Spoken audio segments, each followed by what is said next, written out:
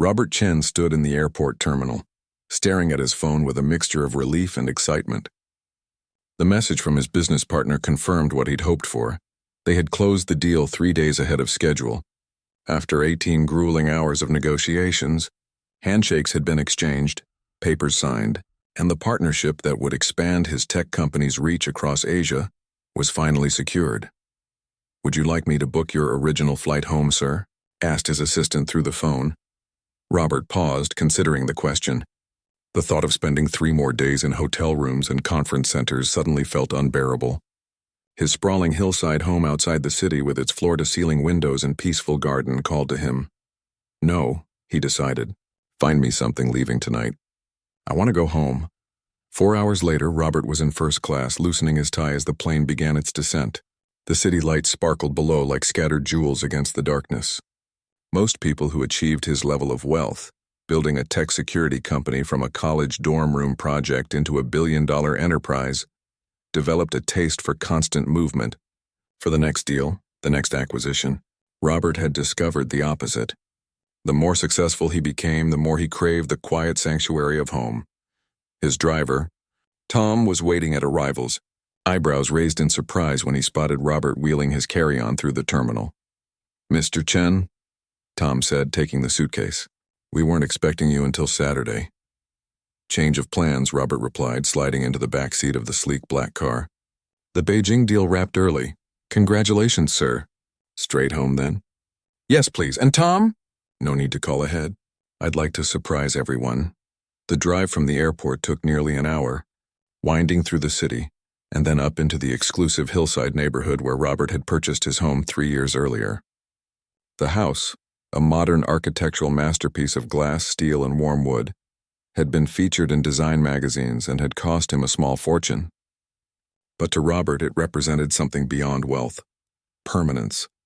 After growing up moving from apartment to apartment with his single mother, watching her struggle to make rent, he had promised himself that one day he would have a home no one could take away. As Tom turned through the security gates using the resident code, Robert frowned. The long circular driveway, usually empty except for his own vehicles, was lined with cars, at least 6 or 7 of them, mostly older models. Nothing flashy or expensive. "Did Mrs. Patel schedule something I don't know about?" he asked, referring to his house manager. Tom shook his head, looking equally confused. "Not that I'm aware of, sir. Mrs. Patel ran his household with military precision. She managed the cleaning staff, the gardeners, the pool maintenance crew, and coordinated with his chef. She had worked for Robert for 5 years, moving with him when he purchased this house. In all that time, she had never once used the property for anything unauthorized. She was, in fact, fiercely protective of his privacy and space. "Wait here," Robert said as Tom parked near the front entrance, some distance from the other vehicles. "I'll see what's going on." The evening air was cool against his face as he approached the house. Light spilled from the windows, and as he got closer, he could hear the murmur of voices, occasionally punctuated by laughter. It wasn't the sound of a wild party or anything inappropriate, more like the gentle hum of conversation you might hear in a classroom or library. Robert's curiosity outweighed any sense of intrusion. He unlocked the front door with his phone and stepped quietly into the soaring entryway. The voices were coming from the east wing, specifically the large sunroom that overlooked the garden. He had rarely used that space himself, having purchased the house more for its security features and privacy than for its entertainment potential. As he moved through the house, the voices grew clearer. He could hear Mrs. Patel's distinct accent, her tone patient and encouraging, then another voice, younger, stumbling through what sounded like a recitation or reading. Robert paused at the edge of the hallway leading to the sunroom, not wanting to immediately announce his presence. What he saw made him freeze in place. The sunroom, with its comfortable furniture usually arranged to take advantage of the garden views, had been transformed. The couches and chairs were now positioned in a rough semicircle. Seated on every available surface were children, perhaps 12 or 15 of them, ranging in age from what looked like elementary school to teenagers. Some sat cross-legged on the floor, others shared couches or perched on chairs. At the center of this impromptu classroom stood Mrs. Patel, pointer in hand, gesturing to a portable whiteboard that had been set up near the glass doors. On the board were mathematical equations that Robert recognized as algebra. The children held notebooks and some had tablets or laptops balanced on their knees. So if we move the variable to the other side, Mrs. Patel was saying, what happens to the sign? A small girl with dark braids raised her hand eagerly. It changes. Positive becomes negative, negative becomes positive. Excellent, Lily. Now who can solve for X in this example? The room fell silent as the children bent over their notebooks, pencils moving.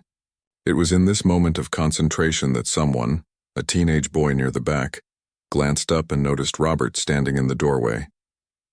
The boy's eyes widened and he nudged the person next to him. Like a wave, awareness of Robert's presence spread through the room until every head was turned in his direction. And Mrs. Patel herself finally looked up, the color drained from her face. Mr. Chen, she said, her voice barely audible, you're home early. The whiteboard marker in her hand trembled slightly. In 5 years of employment, Robert had never seen his unflappable house manager look afraid. It transformed her usually confident demeanor, making her seem suddenly older and vulnerable. A heavy silence filled the room. The children looked between Mrs. Patel and Robert, sensing the tension but not understanding its source. Some of the older ones began gathering their things, clearly anticipating being asked to leave. I apologize for the intrusion. Sir, Mrs. Patel said, her voice steadying as she stepped forward, placing herself slightly between Robert and the children in what he recognized as a protective gesture. I can explain. Robert studied the scene before him more carefully. Now that the initial shock was fading, he noticed details he had missed. The children were all neatly but inexpensively dressed. Several wore the same blue polo shirts he recognized as the uniform from the public school in the valley below his exclusive neighborhood. The tablets some of them held were older models, screens cracked in places, not the latest technology. On a side table was a tray with empty cups and a few plates with crumbs. Snacks had been served. His kitchen, always stocked with far more food than one man could eat, had apparently been rated to feed this impromptu class. Most revealing of all was the care with which everything had been arranged. This was not some hastily organized gathering. The whiteboard, the arranged seating, the schedule visible on one wall listing different subjects and times, this had been planned with thought and dedication. And judging by the comfortable way the children occupied the space, it wasn't the first time they had been there. Robert took a step forward, and Mrs. Patel visibly tensed. Sir, if you'll allow me to dismiss everyone. We can discuss this privately, she said quietly. A young boy, no more than 9 or 10, looked up at Robert with wide eyes. Are you the owner of this big house? He asked, his voice filled with awe. Before Robert could answer, Mrs. Patel gently shushed the child.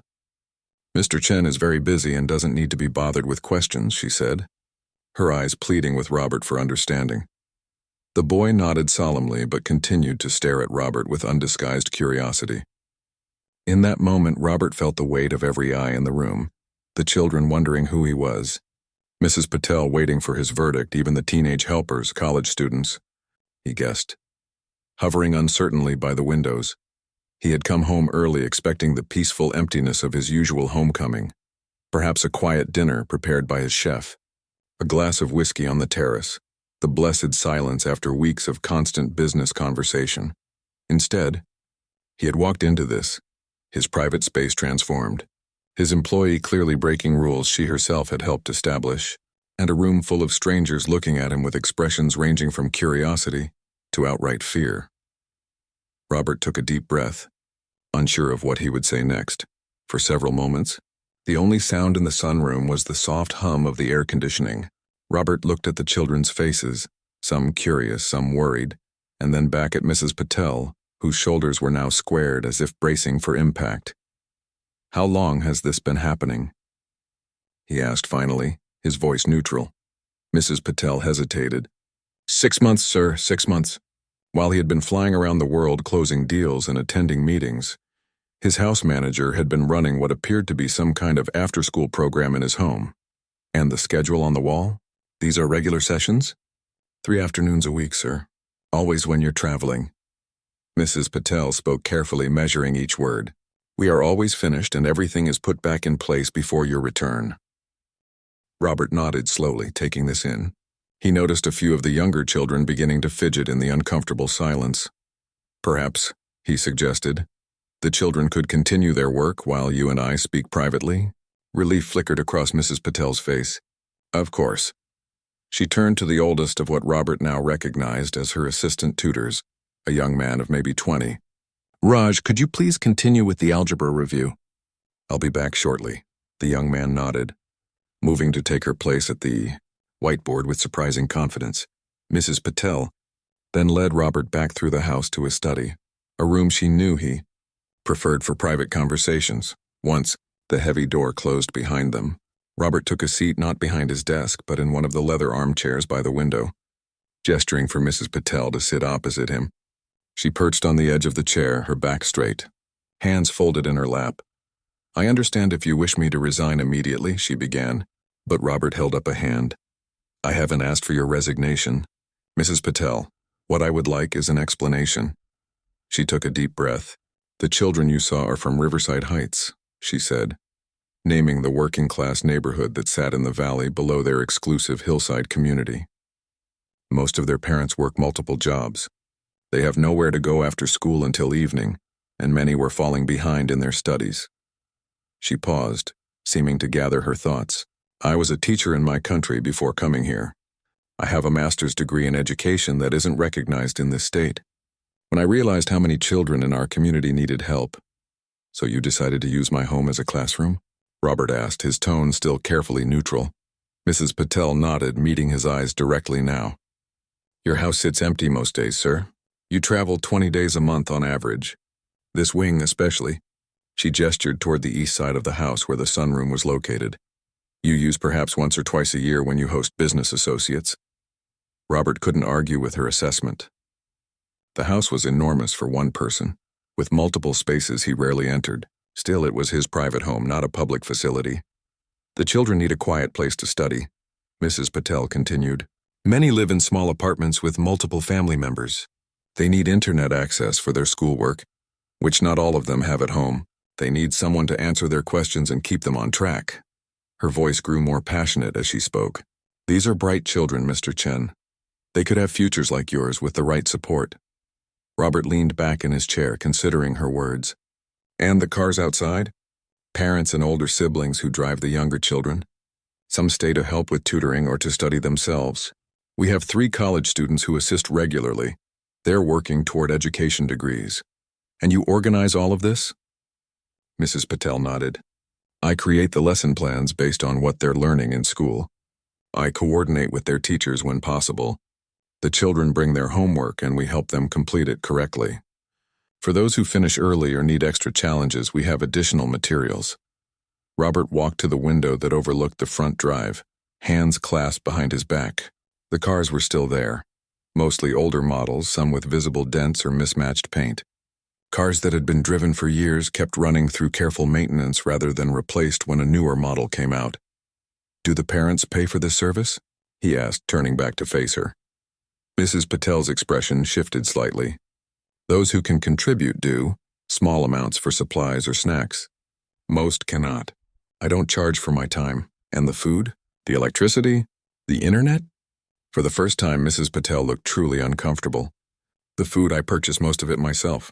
Sometimes I use items from the kitchen that would not be missed or would expire before your return. The utilities, she hesitated. I understand this is where I've overstepped most severely. I have been using your resources without permission. I have no excuse except that the need was great, and the impact on your bills would be negligible given your... She trailed off, but Robert could fill in the blank. Given his wealth. Given that his monthly electric bill probably amounted to pocket change for him, while representing a significant expense for someone like Mrs. Patel. Robert returned to his seat, leaning forward with his elbows on his knees. Tell me about the children. Some of the tension seemed to leave Mrs. Patel's shoulders at this request. There are 18 who come regularly, ages 8 to 16. Most are from immigrant families working multiple jobs to establish themselves here. They're bright children, dedicated. With proper guidance, many could qualify for college scholarships. Like Lily, the girl who answered your question about algebra? Mrs. Patel's expression softened. Lily arrived in this country 3 years ago speaking very little English. Now she's at the top of her math class and reading 2 grade levels ahead. Her mother works as a hotel housekeeper and her father drives for a delivery service. And the boy who asked if I owned the house? David, he lives with his grandmother who works nights. He has a natural talent for computer science but limited access to technology. We've been teaching him basic programming on one of the older laptops I was able to acquire. Robert nodded, taking all this in. There was more to unpack here than he had initially realized. What had started as a simple case of an employee overstepping boundaries had layers of complexity he hadn't anticipated. May I meet them properly? He asked suddenly. Mrs. Patel blinked in surprise. The children? Of course, if you wish. They returned to the sunroom where Raj had managed to keep the algebra lesson moving forward. The children looked up as Robert and Mrs. Patel entered, their expressions cautious. Everyone, Mrs. Patel announced, her voice giving away none of her earlier anxiety. This is Mr. Chen who owns this house. He would like to meet you all. An awkward chorus of hello and nice to meet you filled the room. Robert smiled, trying to put them at ease. I understand you've been studying here for some time, he said, moving further into the room. Mrs. Patel tells me you're all working very hard. The children nodded, still watchful. Robert noticed a young boy, David, he presumed, sitting cross-legged on the floor with an older laptop balanced on his knees. He approached and crouched down to the boy's level. What are you working on? He asked. David's eyes widened slightly at being directly addressed. A coding project, sir. Mrs. Patel is teaching us how to make simple websites. May I see? David turned the laptop so Robert could view the screen. It displayed a basic HTML page with CSS styling. Nothing fancy but remarkably well-structured for a child his age. This is impressive, Robert said sincerely. How long have you been coding? 3 months, sir. Mrs. Patel got us these laptops and showed us where to find free online lessons. Robert looked up at Mrs. Patel with newfound respect. This was not just babysitting or homework help. She was providing these children with valuable skills, opening doors to future opportunities. As he stood and moved through the room, Robert asked similar questions of other students. A teenage girl showed him an essay she was writing about climate change. 2 middle school boys demonstrated a science project they were preparing for a competition. Everywhere he looked, he saw focused, engaged learning, the kind that wealthy parents paid thousands of dollars for at exclusive after-school programs and private tutoring centers. And it was happening in his house, using resources he barely noticed, organized by the woman he had hired to manage his household affairs. As the lesson wrapped up and children began gathering their things, Robert pulled Mrs. Patel aside. I need time to think about this situation, he said quietly, but for now the children can finish today's session as planned. Relief washed over Mrs. Patel's face. Thank you, sir. Don't thank me yet, Robert cautioned. We still have much to discuss. As the children filed out, several of them thanking him for letting them use his nice house, Robert stood in the driveway watching them climb into the waiting cars. Parents and older siblings nodded respectfully to him, clearly unsure what to make of his sudden appearance but grateful the day's session hadn't been cut short. When the last car pulled away, Robert turned to find Mrs. Patel standing a few feet behind him, her expression unreadable in the gathering dusk. We should talk about what happens next, he said. Mrs. Patel followed Robert back into the house, the evening air growing cooler as the sun disappeared behind the hills. The grand home felt different to him now, as if he were seeing it through new eyes. Spaces he had barely noticed. The sunroom, the small library off the main hall, even the kitchen with its oversized island, now appeared as wasted potential rather than markers of success. Would you like some tea, sir? Mrs. Patel asked, her voice bringing him back to the present moment. The formality in her tone reminded him of their first meeting 5 years ago, when she had interviewed for the position of house manager. Yes, he agreed. That would be good. While Mrs. Patel busied herself in the kitchen, Robert walked through the east wing, taking in the evidence of its recent use. The furniture had been rearranged to create the learning space but was otherwise undisturbed. A bookshelf he barely remembered purchasing now held textbooks and reference materials alongside the decorative volumes the interior designer had selected. A closer look revealed that many were used, their spines cracked from reading, not pristine showpieces. On a side table, a stack of notebooks caught his attention.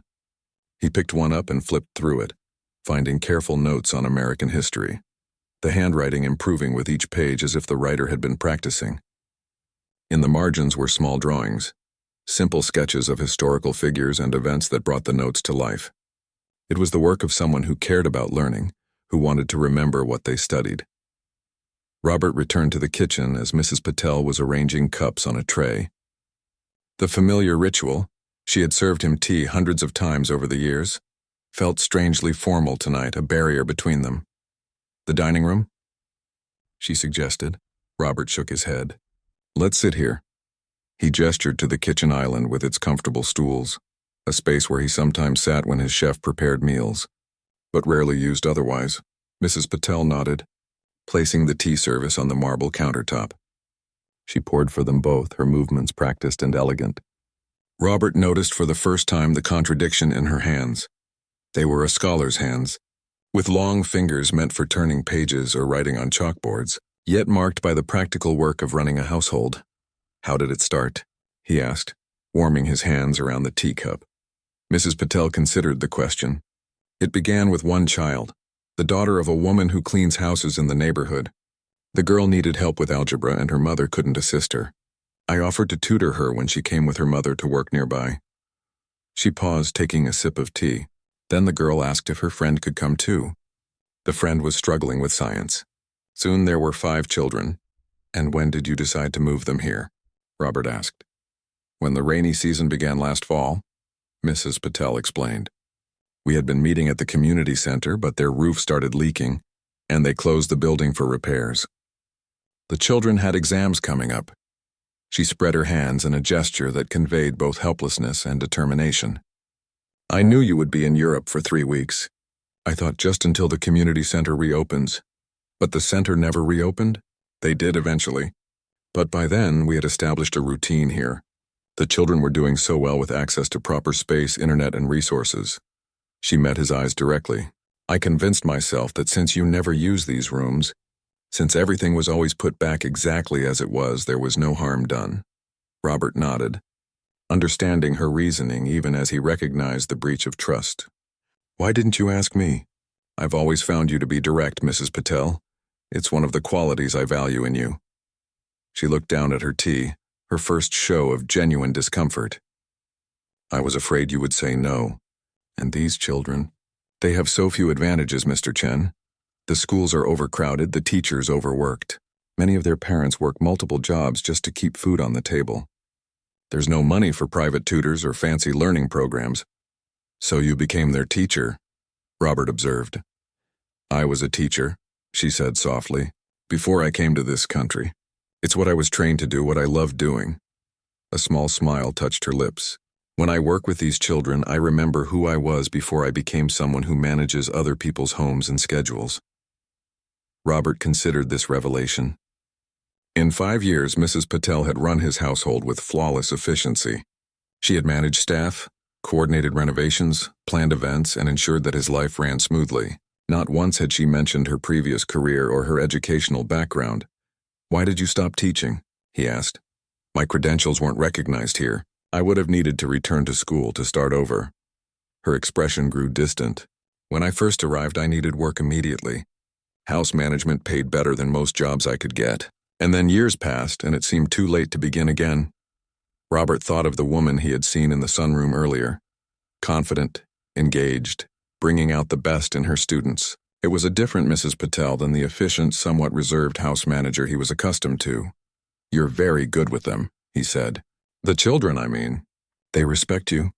"They know I respect them," she replied simply. "Many people look at these children and see only what they lack. Money, opportunities, advantages. I see their potential, their hunger to learn." Robert nodded, understanding. He had grown up without advantages himself, the son of immigrants who worked in restaurants and cleaning services, who spoke English with heavy accents and couldn't help him with his homework. His path to success had been through education, through the mentors who had seen beyond his circumstances to his capabilities. "I noticed the boy, David. You said he has an aptitude for programming?" Mrs. Patel's face brightened. "Remarkable ability. He's taught himself as much as I've taught him.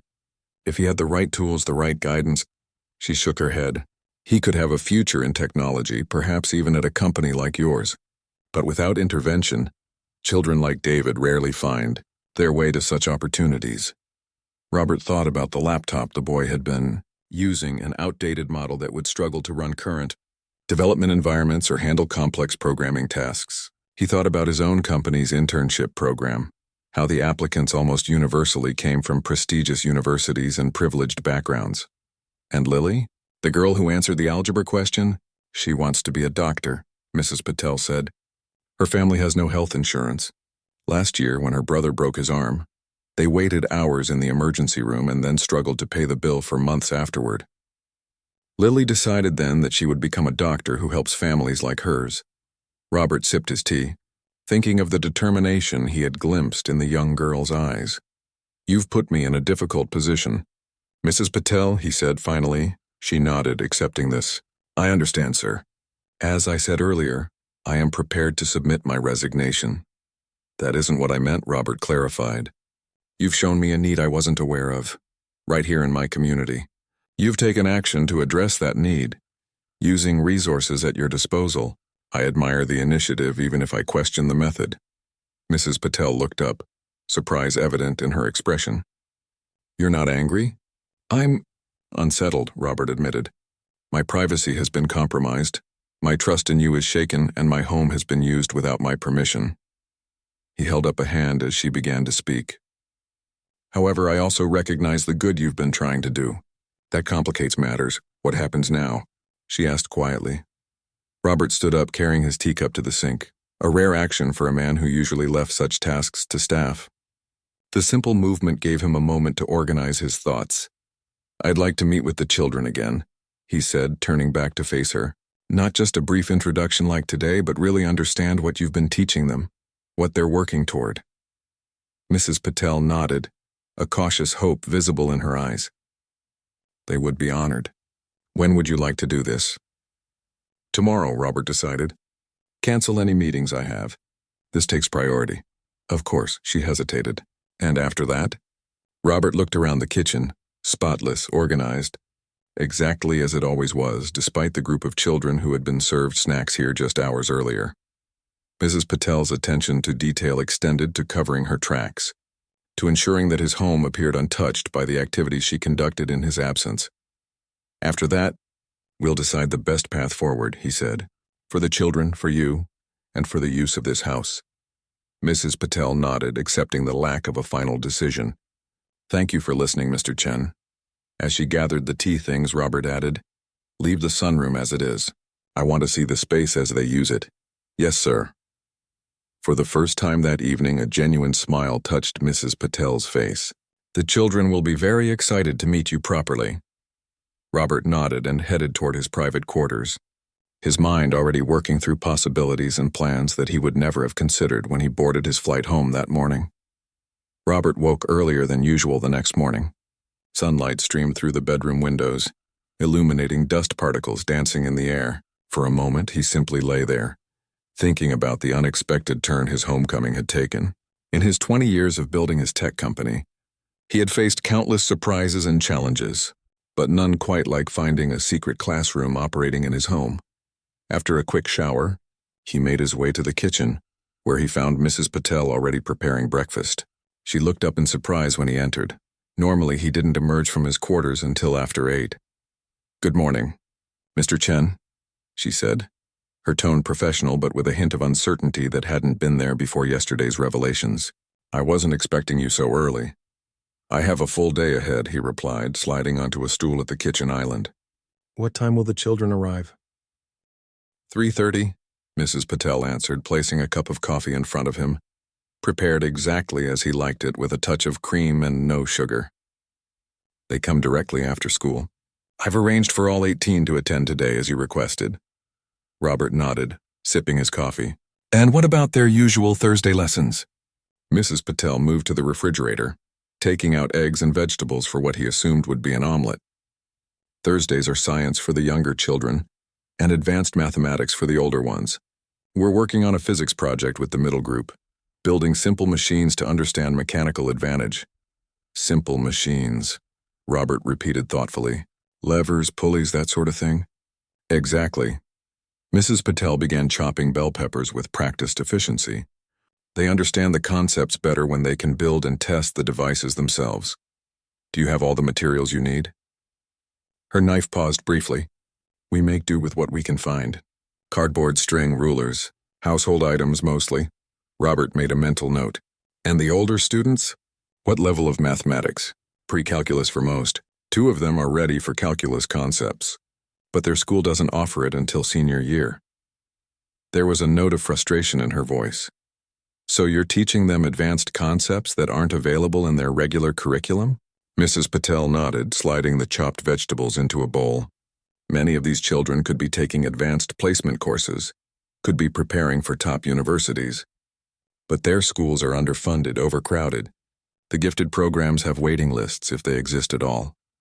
She cracked eggs into a bowl with more force than necessary. Potential wasted because of circumstances beyond their control. Robert watched her work, seeing the passion behind her composed exterior. You care deeply about this. Education changed my life, she said simply, whisking the eggs. It could change theirs too. After breakfast, Robert retreated to his home office, canceling video calls and rescheduling meetings despite his assistant's protests. For the first time in years, he used the phrase family emergency to clear his calendar, and was surprised to find it didn't feel like a lie. The children in his sunroom weren't his family, but they were a responsibility he hadn't anticipated taking on, yet couldn't ignore. With his schedule cleared, Robert opened his laptop and began researching. He read about the local public schools, their funding challenges and overcrowded classrooms.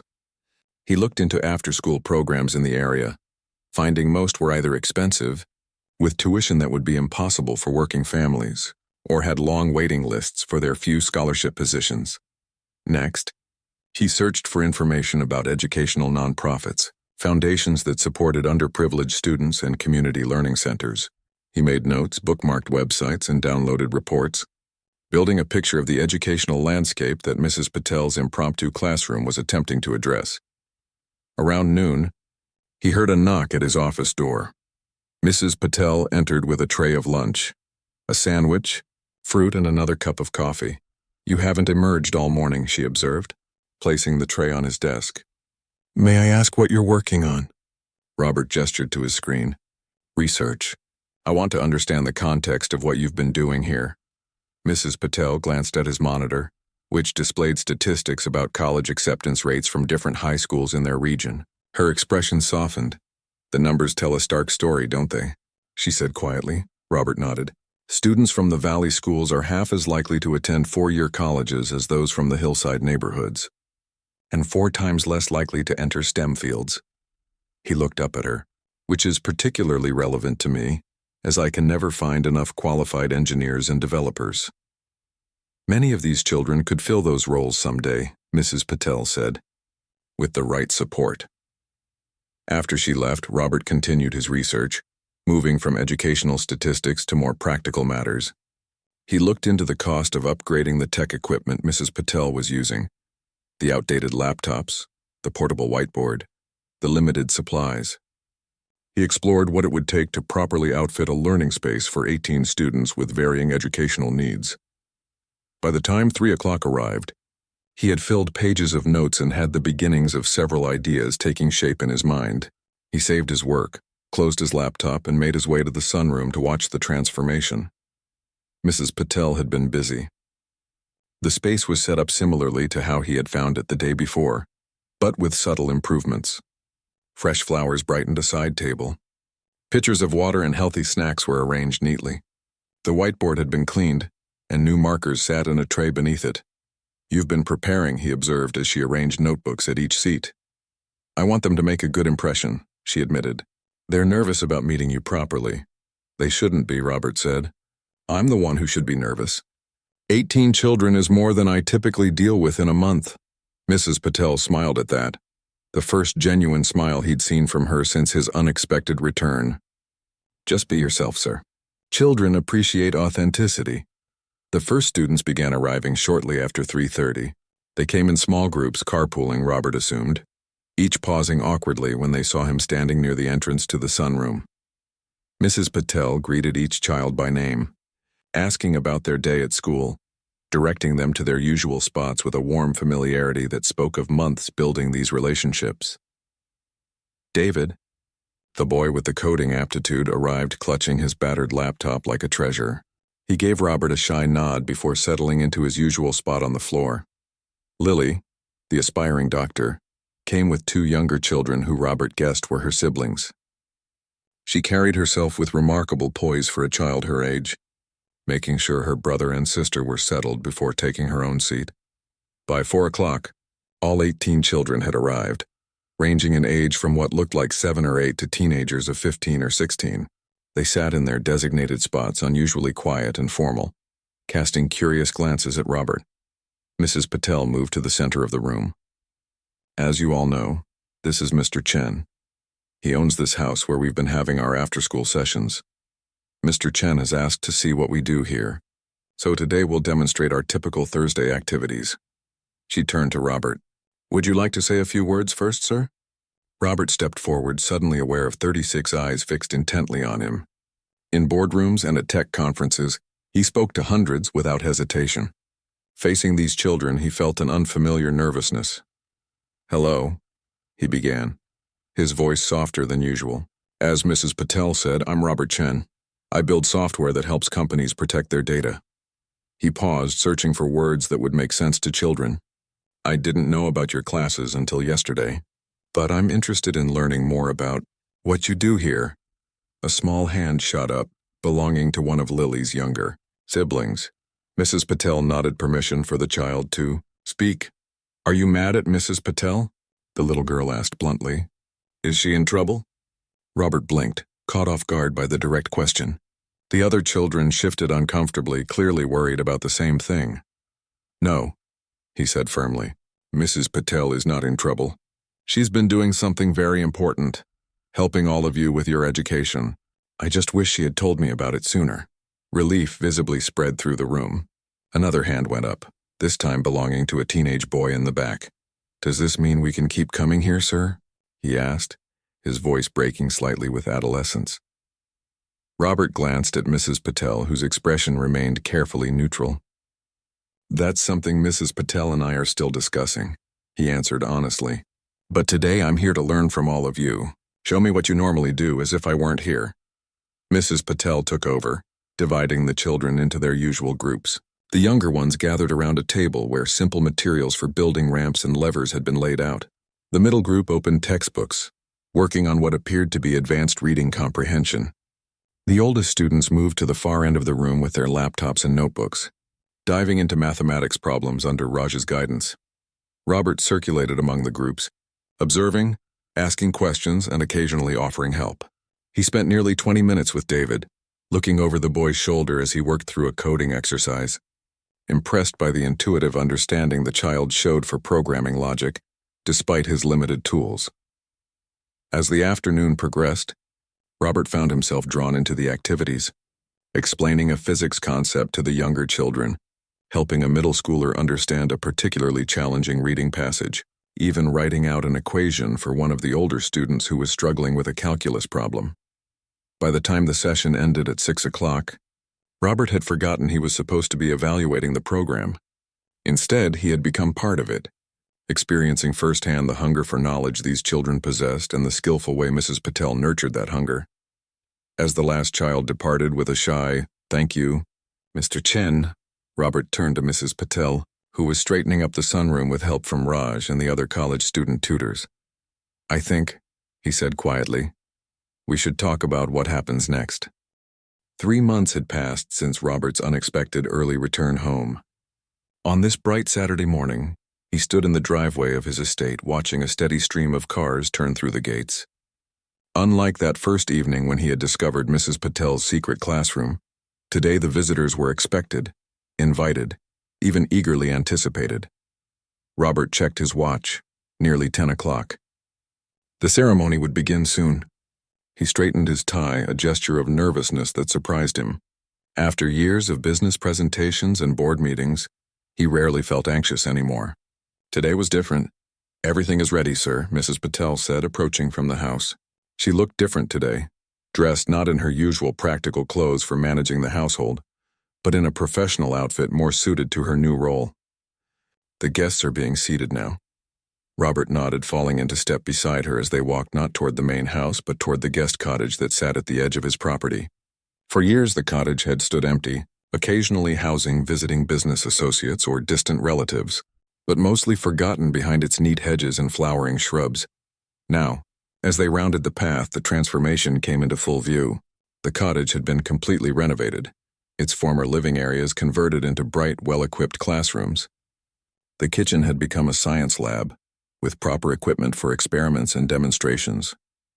The former master bedroom was now a computer lab, filled with brand-new workstations, 3D printers, and digital drawing tablets. The expansive deck that overlooked the valley had been enclosed with glass walls, creating a multi-purpose room where rows of chairs now faced a small podium. Nearly every seat was filled. Parents, children, teachers, and community members all gathered for the official opening. "Nervous?" Mrs. Patel asked quietly as they paused at the entrance. "A bit," Robert admitted. "You?" "Terrified," she said with a small laugh, but in the best possible way. A moment later they entered the room to gentle applause. Robert recognized many faces now. The parents he had met over these past months, the children who had been coming to his home 3 times a week, the additional tutors they had hired to expand the program. There were new faces, too, local educators, representatives from the school district, even a few of Robert's business associates who had agreed to serve on the board of the new foundation. Robert took his place at the podium, adjusting the microphone as Mrs. Patel seated herself in the front row beside Lily and her siblings. He looked out at the expectant faces and took a deep breath. 3 months ago, he began, I came home early from a business trip and discovered that my house manager, Mrs. Patel, had been running a secret school in my sunroom. Gentle laughter rippled through the crowd, especially from the children who now knew the story well. My first reaction was confusion, followed by concern about the breach of trust. But as I learned more about what Mrs. Patel was doing and why, as I met the incredible young people she was teaching, my perspective changed completely. Robert gestured toward the children in the audience. These students showed me that the greatest resource in our community wasn't being properly developed. They showed me passion for learning, determination to overcome obstacles, and remarkable talents that might never have been discovered without Mrs. Patel's intervention. He paused, remembering that first full day with the children, how he had moved from group to group, seeing firsthand the hunger for knowledge that Mrs. Patel had described. My own path to success began with education, he continued. I was fortunate to have teachers who believed in me, who pushed me to reach beyond what seemed possible. But I had forgotten how crucial that support was until I saw it happening in my own home. Robert looked down at his notes, then set them aside, preferring to speak from the heart. Today, we're officially opening the Valley Heights Learning Center. What began as an unauthorized use of my sunroom has become something I'm incredibly proud to support. This center will provide after-school educational support, weekend enrichment programs, and summer learning opportunities to any child in our community who needs it. Applause interrupted him, and Robert waited for it to subside before continuing. The center will be run by our new education director, Mrs. Patel, who has finally returned to her true calling as an educator. He smiled at her, acknowledging the journey they had taken together from that tense first evening to this celebration. Under her leadership and with support from the Chen Education Foundation, this program will ensure that every child in our community has access to the tools, technology, and teaching they need to build their future. More applause followed, and Robert could see parents wiping away tears, children bouncing excitedly in their seats, and Mrs. Patel watching him with undisguised pride. I'd like to invite our first official student to come up and cut the ribbon, Robert said, gesturing to the front row. David, would you do the honors? The boy who had been using the ancient laptop to teach himself coding stood up, his face flushed with excitement. He walked to the podium where Robert handed him an oversized pair of scissors. Together they moved to the doorway where a red ribbon had been stretched across the entrance to the computer lab. This lab is dedicated to you and all the future programmers, engineers and innovators in our community, Robert said quietly as cameras flashed. The first internship at my company has your name on it when you're ready. David's hands trembled slightly as he cut the ribbon, his face breaking into a wide grin as everyone applauded. The boy turned and impulsively hugged Robert, a spontaneous gesture of gratitude that caught the normally reserved businessman by surprise. After a moment's hesitation, Robert returned the embrace, smiling over the boy's head at Mrs. Patel, who was discreetly wiping away a tear. The formal ceremony gave way to a tour of the facility, with excited children leading their parents through the classrooms, showing off the new equipment and explaining the programs they would be participating in. Robert moved through the crowd, greeting guests and answering questions. But his attention kept returning to Mrs. Patel. She was in her element, explaining the curriculum to a group of teachers from the local schools, her hands moving animatedly as she described their approach to individualized learning. There was a confidence in her bearing that he had glimpsed that first evening in the sunroom, but now bloomed fully, the demeanor of someone who had found her way back to her true purpose. Later, as the celebration continued with food and music on the lawn outside the learning center, Robert found a quiet moment to step away. He walked to the edge of his property, looking out over the valley below. From this vantage point, he could see the contrast between the hillside mansions and the more modest neighborhoods where most of the children lived. "So this is where you're hiding," Mrs. Patel said, joining him at the viewpoint. "The parents are asking for you. They want to thank you personally." Robert shook his head slightly. "You're the one they should be thanking. This was your vision long before it was mine." "But you made it possible," she countered. "You could have fired me that first night. Instead, you listened. You engaged. You transformed a breach of trust into something remarkable." They stood in companionable silence for a moment, watching the community gather on the lawn below. "Did I ever tell you why I hired you, Mrs. Patel?" Robert asked suddenly. She looked surprised. "I assumed it was my organizational skills and references. Those were excellent, yes. But there was something else." Robert turned to face her fully. "In your interview, I asked why you wanted to manage my household. Do you remember what you said?" Mrs. Patel thought for a moment. "I believe I said something about creating spaces where people could thrive." "Exactly." Robert smiled. "You didn't talk about cleaning schedules or inventory management like the other candidates. You talked about nurturing environments where people could reach their potential. I didn't fully understand what you meant then, but I do now." A call from below interrupted their conversation. Lily was waving to them from the lawn, gesturing for them to rejoin the celebration. "Shall we?" Mrs. Patel asked, turning back toward the party. "In a moment," Robert said. "I just want to enjoy this view a little longer." As Mrs. Patel walked back to the gathering, Robert took one more look at the valley, seeing it not as a separate community below his hillside retreat, but as an extension of his home. The learning center bridged the gap between these worlds, creating connections that would benefit both. When he had left for his business trip months ago, Robert had been a successful but isolated man, his massive house a symbol of achievement, but not truly a home. His unexpected early return had changed everything, opening his eyes to possibilities he had never considered and connections he had never sought. As he walked back to join the celebration, Robert reflected that of all his business successes, this unexpected collaboration might indeed become his most meaningful legacy. Sometimes, he thought, the most important discoveries happen when life doesn't go according to plan, when you come home early and find something you never knew you were looking for,